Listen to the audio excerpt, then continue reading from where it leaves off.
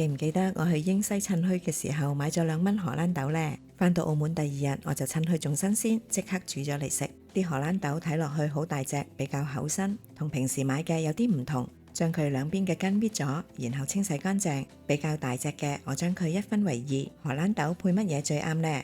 當然係臘腸啦。我仲加多咗1棵芹菜，呢棵芹菜喺澳門買已經買咗差唔多10蚊啦。真係妹仔大過主人婆啊！先將啲臘腸蒸熟，將佢對半切開，然後切片。啲芹菜去咗根之後，都係切成差唔多嘅長度。所有食材準備好啦，喺水裏面加少少鹽同埋油，然後將啲荷蘭豆飛一飛水，唔使焯好耐㗎，稍為變深綠色就可以出鍋備用。蒜片起鑊。先將啲芹菜炒一炒佢，稍為斷生，然後再加入已經飛咗水嘅荷蘭豆，翻炒均勻之後，蘸少少燒酒，再用少少糖同埋鹽嚟到調味。因為今次我配上臘腸，2個印尼姐姐唔食得，所以我先滗起一部分，剩翻喺個鑊裏邊嘅就係佢哋嘅。